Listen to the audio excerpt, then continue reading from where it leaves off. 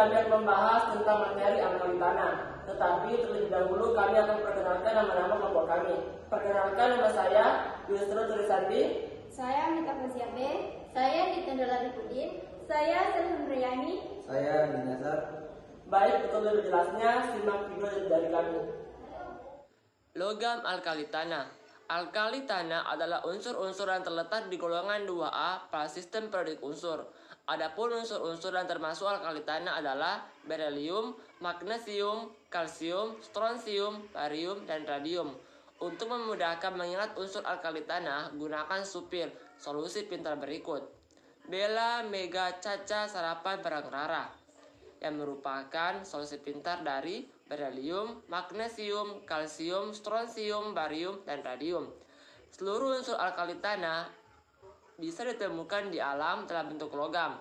Logam alkali tanah berwarna putih, berkilau, dan reaktif pada suhu dan tekanan standar. Logam ini banyak ditemukan di laut dan batuan mineral dalam bentuk senyawa karbonat, silikat, atau sulfat. Oleh karena logam alkali tanah berada di golongan 2A, maka bilangan oksidasinya adalah +2.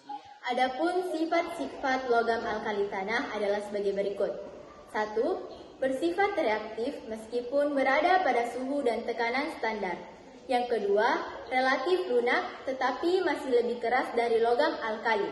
Yang ketiga, bisa menghantarkan kalor dengan baik kecuali berilium.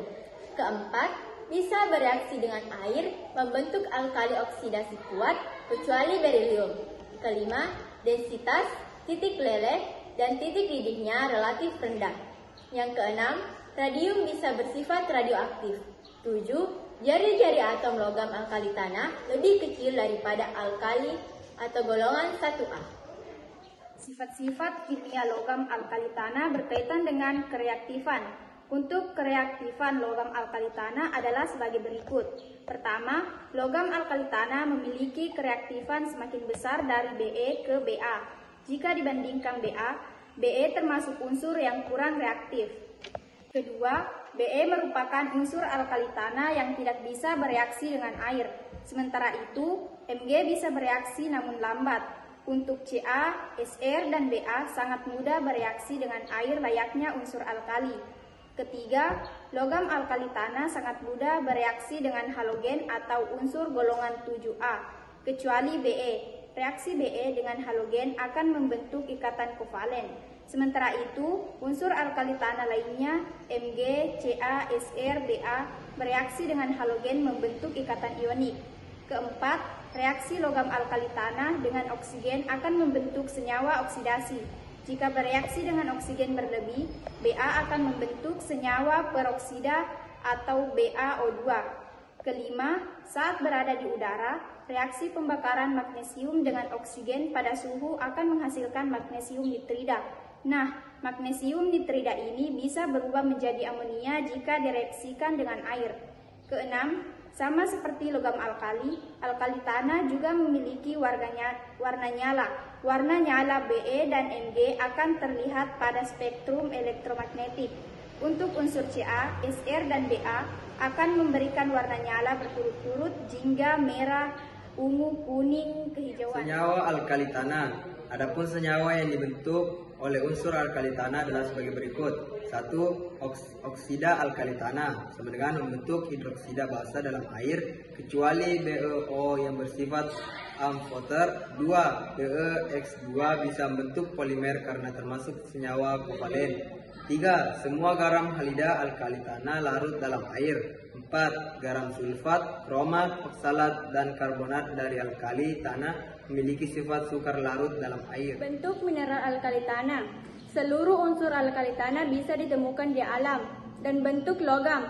Logam alkali tanah berwarna putih, berkilau, dan reaktif pada suhu dan tekanan standar. Logam ini banyak ditemukan di laut dan batuan mineral dalam bentuk senyawa karbonat, silikat, atau sulfat. Kesadahan disebabkan oleh adanya air sadap. Apa itu air sadap? Air sadap adalah air yang mengandung ion Ca2+ dan Mg2+.